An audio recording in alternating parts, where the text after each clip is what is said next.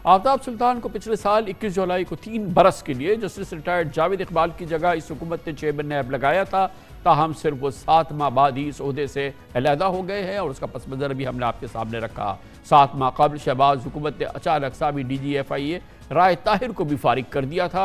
उनको भी शहबाज हुकूमत ने ही डायरेक्टर जनरल FIA लगाया था। उनके सामने भी यही सूरत हाल थी, हुकूमत की ख्वाहिशात थी, मुतालबात थी, उन्होंने नहीं किया और इस तरह से आज आफ्ताब शाबान और राय ताहिर की तरह मुबैना गैर कानूनी इक़दामात या हुकूमत की ख्वाहिशात के ख़िलाफ़ उन्होंने केस बनाने से इनकार किया और उन्होंने प्रेफर ये किया कि वो अपना ओहदा छोड़ दे, वरना तो ये 3 साल की पोजीशन है और 3 साल तक वो इस ओहदे पे रहते, उनको कोई इसको टच नहीं कर सकता था क्योंकि कॉन्स्टिट्यूशनल ये पोजीशन है।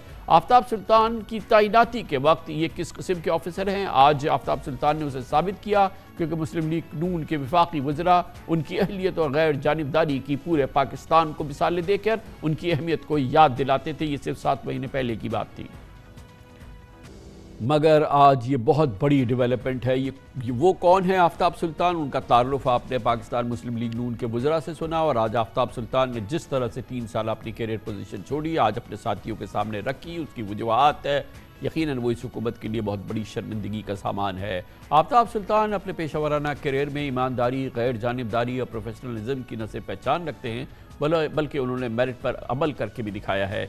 शायद यही वजह है कि वज़ीर दाखिला राना सनाउल्लाह सियासी मुखालफिन के खिलाफ केसेस बनाने में चेयरमैन नैब की एहतियात पर सख्त मायूस दिखाई देते थे। ये वो पस मंज़र है जिसकी एक झलक आपने देखी, जिसकी बुनियाद पे अब से 1 हफ्ते कबल आफ्ताब सुल्तान ने अपना इस्तीफ़ा वज़ीर आज़म शहबाज शरीफ को भिजवा दिया था, जिसमें उन्होंने ख़ास तौर पे वज़ीर आज़म शहबाज शरीफ को वैसे भी कम्युनिकेट कर दिया था कि आपके जो मुतालबात हैं, आपकी जो ख्वाहिशात हैं, जो आपके वज़रा की ख्वाहिशात है, जो आप चाहते हैं कि हम फ़लाँ सियासतदान के ख़िलाफ़ ये करें, फ़लाँ सियासतदान के ख़िलाफ़ ये करें, जो कि सब के सब PTI से ताल्लुक़ रखते हैं, इस पर मैं पूरा नहीं उतर सकता, इसलिए मुझे माफ़ कीजिए, मुझे जाने दीजिए, वरना 3 साल की पोजीशन थी, कॉन्स्टिट्यूशनल पोजीशन थी, कोई उनको टच नहीं कर सकता था। एक जानिब वज़ीर दाखिला की मायूसी और दूसरी जानिब मुस्लिम लीग नून की सीनियर नायब सदर मोहतरमा मरियम नवाज़ अपने सियासी मुखालफिन को राना सनाउल्लाह से डराती और गिरफ्तारियों का खौफ दिलाती नज़र आती हैं। इत्तफाक की बात है या ये कि ऐसे ही होना था। जैसे ही जनाब आफ्ताब सुल्तान का इस्तीफ़ा मंजूर होने की खबर आई, ये खबर आई कि ज़ाहिर शाह अब चेयरमैन नैब होंगे। नैब ने फुर्तियाँ दिखानी शुरू करी। आज नैब रावलपिंडी ने सबसे पहले इमरान खान को तोशाखाना केस में 9 मार्च को तलब किया। खबरें हैं कि नैब ने साबिक खातून अव्वल बुशरा बीबी की तलबी का समन भी जारी कर दिया है। साबिक वज़रा शाह महमूद कुरैशी, फवाद चौधरी को भी तोशाखाना केस में तलब किया गया है, जबकि नैब ने परवेज़ खटक को एक अलहदा केस में 8 मार्च को तलब किया है। देखते हैं नैब और क्या क्या करता है और ज़ाहिर शाह कितनी उनकी जो हुकूमती ख्वाहिशात हैं, मुतालबात हैं या एक्सपेक्टेशन हैं, उन पर पूरे उतरते हैं। अजब हुस्न इत्तफाक तो ये भी है कि एक जानिब नैब के नए केसेस में तलबी हाज़िरी और पेशियों का आगाज़ हो रहा है और दूसरी जानिब नैब में अरबों खरबों रुपए के जाली बैंक अकाउंट्स, आमदन से ज़ायद खाने, असासे, मेगा मनी लॉन्ड्रिंग केसेस, इस मनी लॉन्ड्रिंग के बड़े शोरा आफाक केसेस वो मफलूज हो रहे हैं, वो दम तोड़ रहे हैं या हमेशा के लिए फना भी हो रहे हैं। नैब तरामीम केस में वफाकी हुकूमत के वकील मखदूम अली खान ने आज सुप्रीम कोर्ट में रिपोर्ट जमा कराई कि नैब कानून में तरामीम के बाद 386 केसेस एहतसाब अदालत से वापस हो चुके हैं, जिनमें 221 रेफरेंसेस भी शामिल हैं। वापस होने वाले 221 नैब रेफरेंसेस में से 29 सियासतदानों के हैं। गोया शहबाज हुकूमत और उसके इत्तेहादियों का अपने नैब करप्शन केसेस में रिलीफ का सिलसिला ज़बरदस्त तरीके से जारी और सारी है। याद रहे कि इसी दौरान सुप्रीम कोर्ट ऑफ पाकिस्तान में बहुत अहम समाअत हो रही है उन तमाम तरामीम के हवाले से जिसके साए में हुकूमत के तमाम लोगों की नैब केसेस ख़त्म हो रहे हैं, अरबों खरबों की करप्शन नैब केसेस ख़त्म हो रहे हैं। उसी हवाले से उन तरामीम की वजह से वो चैलेंज हुई है सुप्रीम कोर्ट में, जहां पर एक बहुत अहम मुकदमे की समाअत हो रही है और अगर इस हवाले से सुप्रीम कोर्ट का ये फैसला आ गया कि ये तरामीम गलत है और ये इस पार्लियामेंट ने अपने लोगों की बका के लिए या अपने लोगों के फ़ायदे के लिए अपना ये कानून बना दिया और इसको स्ट्राइक डाउन कर दिया तो फिर पूरी काया पलट जाएगी। मगर बहरहाल आज की बहुत अहम डेवलपमेंट, इससे पहले यही डेवलपमेंट हम देख चुके हैं, जैसे कि मैंने आपको पहले बताया जब DG FIA की पोस्टिंग हुई थी इस हुकूमत के आने के बाद, और एक और बड़े काबिल कदर पुलिस सर्विस के ऑफिसर राय ताहिर को डायरेक्टर जनरल FIA बनाया गया था। कुछ ही अरसे के दौरान हुकूमत और राय ताहिर के दरमियान इन्हीं मामलात पर कि क्या एक्शन FIA ले, क्या एक्शन ना ले। उसके बाद जो FIA की आपने फुर्ती देखी वो आपको नज़र आ रही है। राय ताहिर साहब ने अपने ओहदे से उन्होंने माजरत कर ली थी और फिर उनको ओहदे से न सिर्फ हटा दिया गया था बल्कि उनको पुलिस की जो अहम तरीन साइड लाइन पोजिशन होती हैं वहाँ पर धकेल दिया गया था। राय ताहिर और अब जनाब आफ्ताब सुल्तान पाकिस्तान पुलिस सर्विस के मायानाज ऑफिसर हैं और इनके दोनों के ये फैसले यकीनन उनकी अपनी रेपुटेशन को भी उन्होंने इन्हेंस किया है, मगर पुलिस सर्विस के लिए ये पोजीशन बहुत है। और इस तरह के आज जो जिस तरह का फैसला किया है आफ्ताब सुल्तान ने, यकीनी तौर पर दूसरे पुलिस सर्विस के जो लोग हैं उनके लिए बड़ी इंकरेजमेंट होगी कि सियासतदानों के अहकामात पर कठपुतली का किरदार अदा ना करें। आज की अहम डेवलपमेंट पर बात करने के लिए हमने पाकिस्तान के बहुत ही मुमताज़ तहकीकाती जर्नलिस्ट, सीनियर जर्नलिस्ट है एजाज़ सैयद को दावत दी है। बहुत बहुत शुक्रिया एजाज़ सैयद साहब। फरमाइएगा आपकी मालूमात, क्योंकि बहुत ही इम्पॉर्टेंट बात है। इस तरह से पाकिस्तान में नैब के चेयरमैन ने किसी अंदाज इस तरह का इस्तीफ़ा नहीं दिया है। आफ्ताब सुल्तान साहब की हम लोग बैकग्राउंड जानते हैं, आखिर ये हुआ क्या, क्योंकि बहुत ही एक्स्ट्रॉर्डनरी अनप्रेसिडेंटेड मामला है ये। कामरान साहब बहुत बहुत शुक्रिया। कामरान साहब जो चेयरमैन नैब है, फॉर्मर चेयरमैन नैब हैं आफ्ताब सुल्तान, उनका और हुकूमत का ये जो तनाज़ा है ये आज शुरू नहीं हुआ या एक हफ़्ता पहले शुरू नहीं हुआ। ये तनाज़ा तो उसी दिन शुरू हो गया था जब 21 जुलाई को इनको तैनात किया गया था और बाद में इनको कहा गया था कि आप जो हेलीकॉप्टर केस है, खैबर पख्तूनख्वा के वज़ीर आला का जो हेलीकॉप्टर इस्तेमाल किया गया था साबिक़ वज़ीर-ए-आज़म इमरान खान की तरफ से, उस पे जो केस बनाएं और उनके ख़िलाफ़ कार्रवाई का आगाज़ करें।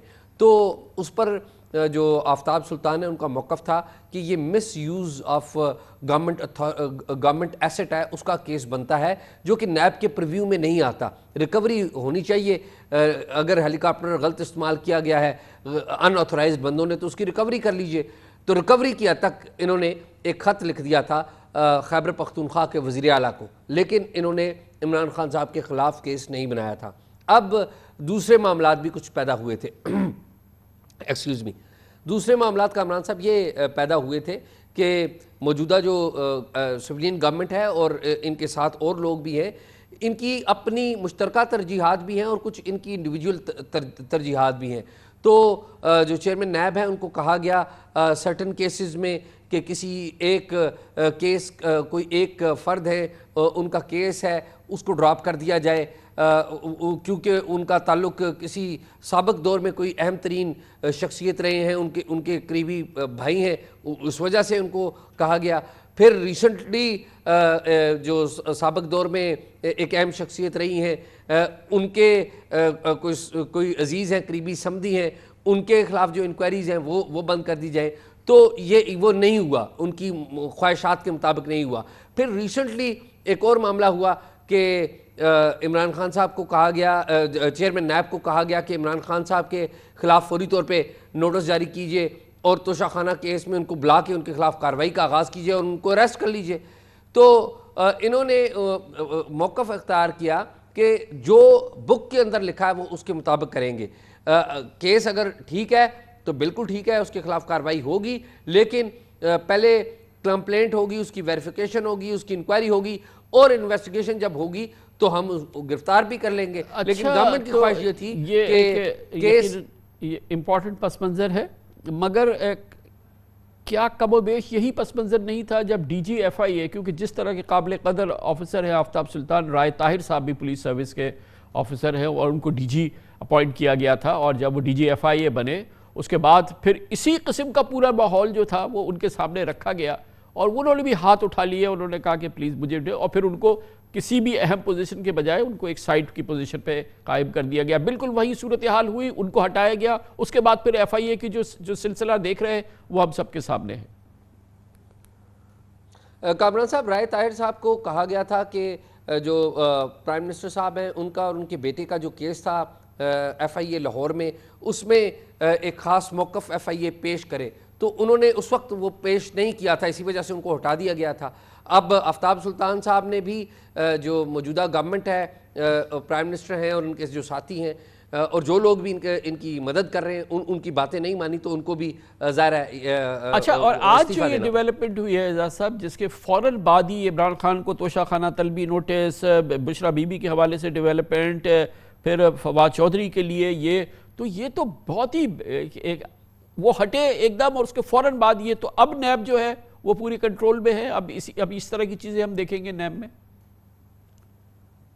जी नैब कामरान साहब, नैब थ्रू आउट ही एक इंटरेस्ट रहा है हमारे जो रूलिंग एलीट है, चाहे वो सिविलियन हो या चाहे दूसरी हो। तो अब वो नैब नहीं रही जो कि आफ्ताब सुल्तान के ज़ेर इंतज़ाम थी। और आफ्ताब सुल्तान आप देखिए 8 महीने में कोई एक पॉलिटिकल अरेस्ट नहीं हुई। इमरान खान साहब ने गो के आफ्ताब सुल्तान साहब की अपॉइंटमेंट के बाद उन पर तनकीद भी की, लेकिन उन्हें पता नहीं था शायद इमरान खान को कि आफ्ताब सुल्तान रूल ऑफ लॉ की बात कर रहे थे जो कि सबके फ़ायदे में थी, जो गवर्नमेंट के भी फ़ायदे में थी, उनके भी। 8 माह में एक पॉलिटिकल अरेस्ट नहीं हुई। लोगों को बुलाया ज़रूर गया, पूछगिछ के लिए बुलाया गया और उनको इज़्ज़त और एहतराम के साथ जाने दिया गया। अब सूरत हाल कामरान साहब ये है कि लीगली जो कानून है नेशनल अकाउंटेबिलिटी ऑर्डिनेंस 1999, उसके तहत जब तक चेयरमैन नैब नहीं होगा उस वक्त तक नैब कोई रेफरेंस भी फाइल नहीं कर सकता, कोई जो तहकीकात की अप्रूवल भी नहीं हो सकती, क्योंकि चेयरमैन नैब वो एक कॉन्स्टिट्यूशनल इदारा है जिसके पास पूरी इख्तियार है। अच्छा, और थोड़ा सा अब ये वक्त की कमी की वजह से एक और बहुत क्रिटिकल इस पूरे मामले की जो डेवलपमेंट है वो तो सुप्रीम कोर्ट में है ना, जहाँ ये सारी ऑर्डिनेंस जो है, जो तरमीम जिसने कि ये बागो बहार 400 केसेस जो हैं वो ख़त्म करा दिए, ये अरबों खरबों रुपए के केसेस है, ये सारे लोगों की जानें छूट गई। लेकिन जान उस वक्त तक नहीं छूटेगी जब तक सुप्रीम कोर्ट इस सिलसिले में फैसला नहीं दे देती या वो अपहोल्ड नहीं कर देती इन तरामीम को। और अगर वहाँ से वो स्ट्राइक डाउन हो गया, क्योंकि वहाँ पे जो रिमार्क्स आ रहे हैं, जो डेवलपमेंट हो रही है, सुप्रीम कोर्ट कह रही है पूरा रिकॉर्ड रखिए, इन केसेस के पूरी हिफाजत कीजिए, इसकी एविडेंस की हिफाजत कीजिए, ये बड़ा एक मेक और ब्रेक मामला है ना इस हुकूमत के लिहाज से भी। कामरान साहब, हुकूमत के लिहाज से भी हुकूमत के लिहाज से तो मेक और ब्रेक मामला है, लेकिन एक लार्जर डिबेट का वो एक कॉन्टेक्स्ट भी है कि क्या पाकिस्तान में पार्लियामेंट बड़ी है या सुप्रीम कोर्ट बड़ी है। तो ये पार्लियामेंट की सुप्रीमेसी और जजेस साहिबान की या सुप्रीम कोर्ट की सुप्रीमेसी का भी एक आर्ग्यूमेंट उसमें है। वो तो जब फैसला होगा तो उस वक्त पता लगेगा। माजी में इस तरह के फैसले होते रहे हैं अदलिया की तरफ से, जिसमें कानून साजी को स्ट्राइक डाउन किया जाता रहा है। लेकिन ये बात बिल्कुल आपकी दुरुस्त है कि अगर उधर से स्ट्राइक डाउन हो गया तो फिर मसाइल पैदा होंगे। लेकिन सवाल यही पैदा होगा कि अगर दोबारा कानून साजी कर दी गई या उस सारे मामले को रिटेलिएट करने की कोशिश की गई तो फिर एक नया बहरान पैदा ज़रूर हो जाएगा। Thank you so